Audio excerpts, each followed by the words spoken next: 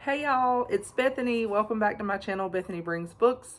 Today I'm going to be reviewing the fourth Jane Austen book that I have read, which is Mansfield Park.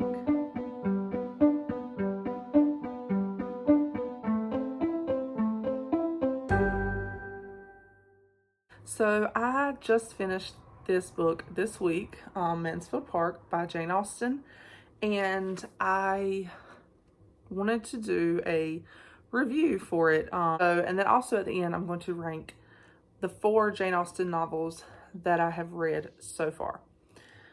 So this book was a buddy read with Anne from In Search of Wonder, and I really had a lot of fun buddy reading this with her.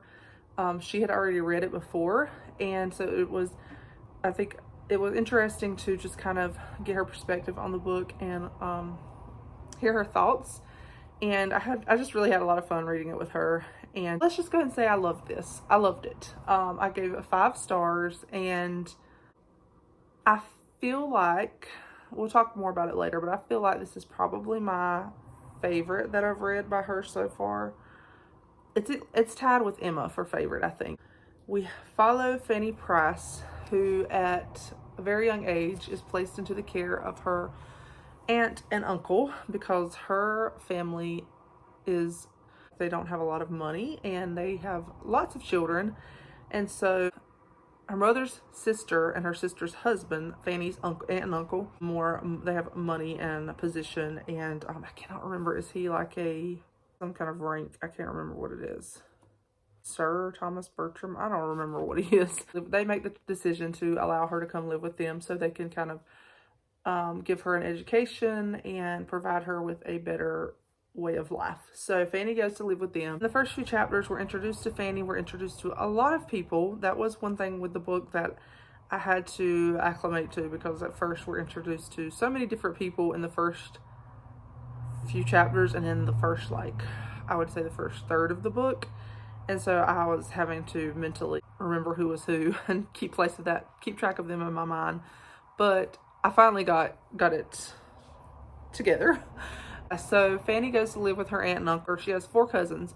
The oldest is a boy, and then there's another boy, Edmund, and then there are 2 girl cousins. Fanny's treatment there is, in some ways, I would say, it feels like maybe it fits the time period. I don't know. I didn't live then, so I don't know how the class system worked and how people, rank and position and money and all of that affected people's thoughts of you. But I know in here it is portrayed as Fanny being, a lot of them in the family just look at her as a less important person. She doesn't have their position. She's not equal to them. The family, a lot of the family looks down on her, kind of being there to serve them. She's definitely not treated the greatest by a lot of the family, but Edmund is very particular over her, and they become close when he just takes notice of her, and he looks out for her, as even from it begins when she's young, and he looks out for her and makes sure, even when others are not standing up for her, he stands up for her, and he remembers her, and when others forget her, he will be there and try to make life easier for her. So we see very early on that there's an attachment there that begins between Edmund and Fanny. And very quickly, we don't see Fanny's childhood. It skips over that, and we see Fanny as a young adult. I believe she's 18. From there, it just begins to follow various adventures of several young people in the area, Mansfield Park, in that area where Mansfield Park is. So we have introduced Mr. Henry Crawford and his sister Mary Crawford, and they are also wealthy and of a higher rank. They're introduced to Mansfield Park, and so we see them coming to Mansfield Park regularly, and it's just a story of their interactions with each other and their relationships with each other. Some of them develop feelings for each other, and I feel like maybe the first half of the book we see a lot of Edmund. For the first half, I really felt like Edmund to me, we see more of him than Fanny, and he felt like he was almost the central character. But then later in the book, we see more of Fanny, and we see her thought process a lot more. We're in her head a lot more. It's very much, your Jane Austen book where it's kind of the daily goings on in the life of an upper class family in the early 1800s. But there's so many themes that run through the book that just have a deeper meaning and are more complex. And I think when I finished it, I was like, wow, this book is a lot deeper than what I even realized while I was reading it. And I knew it was deep when I was reading it. But so Fanny, I thought a lot about her character, and a lot of people don't like this book because they feel like Fanny is a weak character. And I have to say that I really disagree with that. I found Fanny to be, honestly, one of the strongest characters that I've read so far in the Jane Austen novels. She is very timid. She's very shy. She doesn't like to speak up, or she doesn't like to be the center of attention. She feels inferior to the rest of the family, and to those of us in like the modern century, the modern world, who do not really grasp the concept of the class system and the idea of people being inferior or superior just based on their station in life and their wealth or lack of wealth. That seems I think in a way it just seems horrible to us.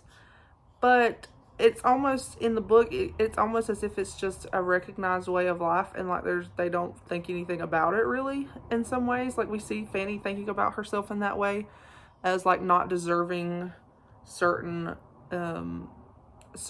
positions, certain roles, certain everyday things. Like she just feels like that she is subservient to the rest in a way, because she is, not one of the immediate family members, and doesn't have the rank that they have or the money that they have. It feels like at times when you read it that it's kind of a recognized part of that day, and that it wasn't questioned in a way, if that makes sense. So don't necessarily see Fanny as being weak because she went along with that and because she just accepted that role in her life at that time. I don't know. I hope that makes sense. But I'm like horrible at doing a single book reviews, and I feel like this is gone crazy. Like this is not making sense. I hope it is, but it feels like it's not. But anyway, I think Fanny, although on the outside she's timid and she's shy and she tends to think less of herself at times, and she tends to be afraid to speak up. She is very much a strong moral character, and she will stand up for her beliefs. Even in the middle of all of her shyness and all of her worry of attracting attention and her fear of being at the center of attention, she will still stand up for her values and her beliefs, and she won't, if there's something that she does not feel like is right, then she won't do it. And she doesn't allow her shyness to keep her from sticking with her moral values and with her conscience. That, I think, is what really is a testament to how strong of a character Fanny is that she's very solid in what she believes, and she's just steadfast and doesn't cow to the opinions of others when it comes to her conscience and her moral fortitude. I honestly relate to Fanny a lot, and I think that's why I like her so much, because she was so shy, and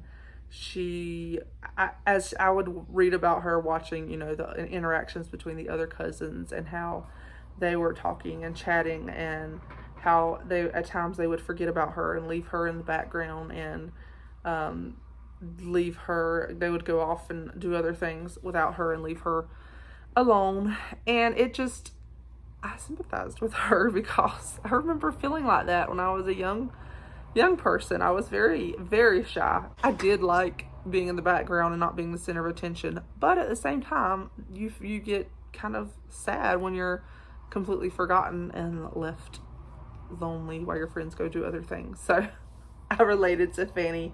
I think that's why I like her so much. I loved Edmund as well. He is one of my favorite male leads as well. Just his thoughtfulness for Fanny, even though he does get blinded to a lot of the flaws in Mary Crawford as she comes into their home. He's blinded to many of her flaws.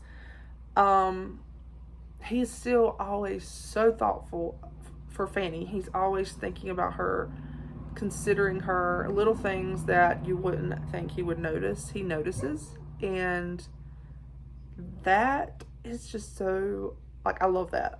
That is so sweet to me when the male character notices the little details, and he doesn't forget Fanny. He will make sure that Fanny is taken care of when everyone else has just totally overlooked her. That was so sweet to me. So overall, amazing book. I think, and I gave it 5 stars. What would have made it just absolutely amazing for me would have been if she would have changed the ending just a bit. We don't get the declaration of love that we see in some of Jane Austen's other works. You know, the beautiful words of Mr. Knightley or Captain Wentworth or I think Mr. Darcy. I haven't read Pride and Prejudice, but I've seen all the quotes.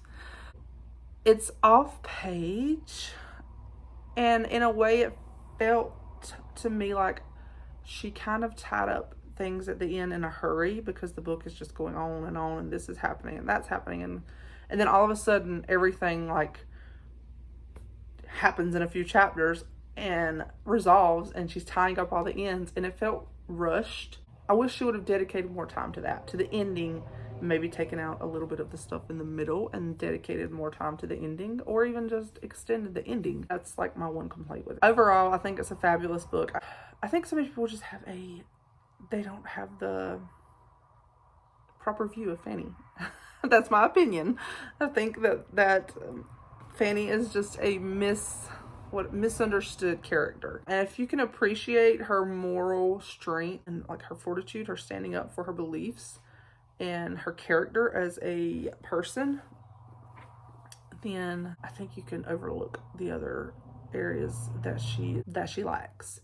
I was talking to Anne about this, and that I feel like Jane's books, you know, Emma is a very strong personality, but for a lot of the books, she has some very big character flaws. And in Northanger Abbey, Catherine she's definitely young and immature, and she has some character flaws and things that she needs to grow in. And even though she might have a strong personality, and there's definitely a difference in a strong personality and a strong character, I feel like. And I feel like Fanny kind of displays that. Like, she doesn't have a strong personality, but she has a very strong character. So yeah, like I said, I don't know if any of this made sense. I feel like it's really hard for me to just talk about a whole book and get all my thoughts together. I feel scattered, but I loved this. I just loved it. Yeah, it's one of my favorites of Jane Austen's. So let's talk about how I would rank the 4 that I've read. So I've read these 4. And also, let's just say that I really wish Paperback Press or Paper Mill Press would publish Mansfield Park, because they have published all of her other works, but not Mansfield Park. And I need a Paper Mill Press copy of this. I bought this copy just to read, because I didn't have a copy. So I bought this Penguin Classic, and I've already kind of really beaten it up. But yeah, I have Emma, Persuasion, and Northanger Abbey in these copies, in these editions. So we'll try to make this pretty quick. Persuasion is the first Jane Austen that I ever read. I read it in 2022. And I was pleasantly surprised. I just had never read a Jane Austen. I chose this one because it was probably this one and Northanger Abbey were the slimmest. So I chose Persuasion. And I was a bit afraid to dive into Jane Austen. So I was like, I'm going to try one of the smaller ones first. And I really, really enjoyed it. Looking back at it, I feel like, from my memory of it, it feels slower, if that can even be said, than her other books. Her other books are already, you know, slow paced anyway. So I feel like, I don't know, but I think I need to reread it. Now that I've read several of her other works, I feel like I should reread it to see how I feel about it now after reading her other ones, because with it being her first one, when I read it, I was like, okay, this is great. I love it. I want to read more by Jane Austen. But now that I've read some of her other ones, I would like to see where this one stands. I think the ending between, you know, the letter that is between her and Captain Anne and Captain Wentworth, I think it's beautiful. But yeah, I don't know. I feel like it probably ranks lower than some of the other ones that I've read. Northanger Abbey is the next one I read. And again, I really enjoyed this one for different reasons. This one, of course, Catherine is a much different character. I think that's her name, right? Catherine, yeah. She feels very much more immature, younger. She's very imaginative and just kind of letting her imagination run wild about all kinds of things. And I think that was what was really fun about this, is that she was a reader, and because of that, very much a dreamer and had a huge imagination. And so I love that. I love that aspect of, even back then, Jane Austen's writing about a reader, someone who loves to read, and I thought that was very interesting. I like that. I like the gothic vibes of this. I feel like this would have been a bit better if it would have been had more detail, like been a little bit thicker. I wish it was longer, and I kind of feel the same way about Persuasion. I don't know, but yeah, both of these, I think, I have to look back, but I think I gave both of these 5 stars. And then I read Emma. Now, Emma, I will say, I had already watched, so I knew the storyline. I knew what was going to happen. And I loved the period drama. I just thought it was so funny. I was expecting, when I watched it, a heavier period drama, I guess because I had watched a few other period dramas that were heavy, and I had not ever really heard anything about Emma. When I watched it, it was a long time ago. And so when I watched it and it was so funny and lighthearted, I was like, I love this. So yes, I love this. I think it's hilarious. I love Emma trying to interfere in all of the relationships of those around her. I adore Mr. Knightley. I love Mr. Knightley so much. So yes, I don't know. It's really hard because I love them all for different reasons. So it's hard to rank them. I don't know, y'all. I feel like right now it would probably be Emma and Mansfield Park. The more that I think about it, I think I'll be able to give a ranking better. But I think it would be Emma, then Mansfield Park, then... These 2 are the ones I don't know about. I'm going to say Northanger Abbey and then Persuasion. But I don't know. I need to reread them. I need to reread Persuasion for sure. So yeah, I think those for now, that's the ranking. But they are all amazing books for their own reasons. They have their own reasons for being fabulous, for being amazing. And I just wish Jane Austen would have lived long enough to write more novels, because I have just loved her works, and wish there were more to read. So I have 2 more of her main works to read. That is Sense and Sensibility and of course Pride and Prejudice. And I believe, hopefully, I'm hoping to read Pride and Prejudice in May. Pride and Prejudice. I said prejudiced. Pride and Prejudice in May. So we'll see. Hopefully I'll read it in May. And I know I've had a lot of people tell me they can't wait for me to read it. They want to hear my thoughts. So yeah, I'm excited, y'all. I'm excited. And anyway, thank y'all for watching. I hope this made some kind of sense. I feel like it was all over the place and I couldn't put together my thoughts. I always feel like that when I try to do a review of a single book. But yeah, there it is. That's my review for Mansfield Park, and I'm glad I read it. And I think if you haven't dived into Jane Austen yet, give her a try. Give her a try. She's amazing, and I just really love her works. Bye, y'all.